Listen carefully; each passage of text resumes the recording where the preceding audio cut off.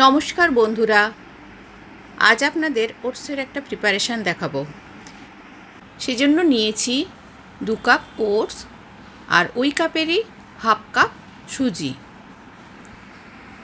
দিয়ে দিচ্ছি 1 চামচ নুন আর হাফ চামচ গুঁড়ো হলুদ।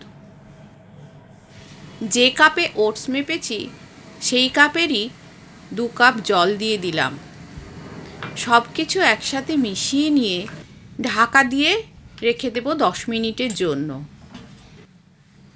ওই সময়ে কিছু সবজি কেটে নিচ্ছি।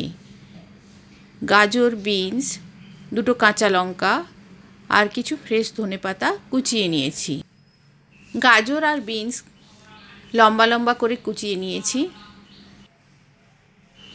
আর কুচিয়ে নিয়েছি একটা বড় সাইজের পেঁয়াজ। ছোট সাইজ হলে আপনারা 2টো দেবেন। সবজিগুলো কেটে নেওয়ার পর ফিরে এলাম।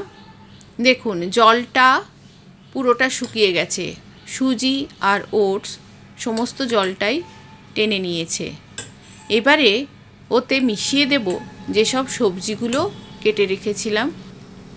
সবজিগুলো মিশিয়ে নিয়ে বাইন্ডিংয়ের জন্য দিয়ে দিচ্ছি হাফ কাপ আটা আর দিচ্ছি 1 কাপ জল। সব কিছু ভালো করে মিশিয়ে নেব। দেখুন মিক্সচারটা খুব বেশি পাতলা বা খুব ঘন হবে না, ঠিক এরকম কনসিস্টেন্সি হবে। এরপর গ্যাসে মিডিয়াম ফ্লেমে একটা কড়াই বসিয়ে দিয়ে দিচ্ছি 2 চামচ তেল।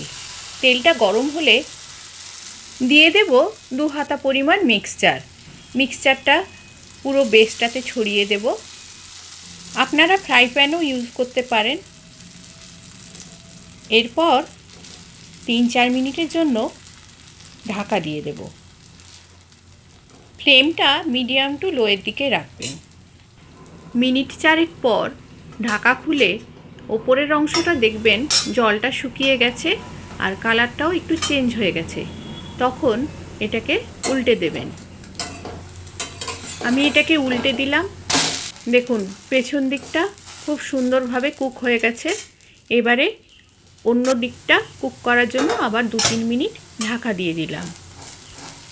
ঢাকা খুলে ভালো করে চেপে দেব। চেপে যখন দেখব ভেতরের কাঁচা ভাবটা নেই তখন ওটাকে নামিয়ে নেব। আরেকটা আমি বানিয়ে দেখাচ্ছি, দেখে নিন। তেলটা গরম হলে 2 হাতা পরিমাণ দিয়ে ওটাকে ছড়িয়ে ঢাকা দিয়ে দেব 3-4 মিনিটের জন্য। আর ঢাকা খুলে উল্টে দিয়ে আবারও 2-3 মিনিটের জন্য ঢাকা দিয়ে দেব। দেখুন এটাও রেডি হয়ে গেছে। আমি নামিয়ে নিচ্ছি। এইভাবে বাকি মিক্সচারটাও ভেজে নেব। আমার মোট 6খানা হয়েছিল। আজকের রেসিপিটি ভালো লেগে থাকলে চ্যানেলটিকে সাবস্ক্রাইব করবেন আর লাইক দিতে ভুলবেন না। পারলে সবার সঙ্গে শেয়ার করবেন। ধন্যবাদ।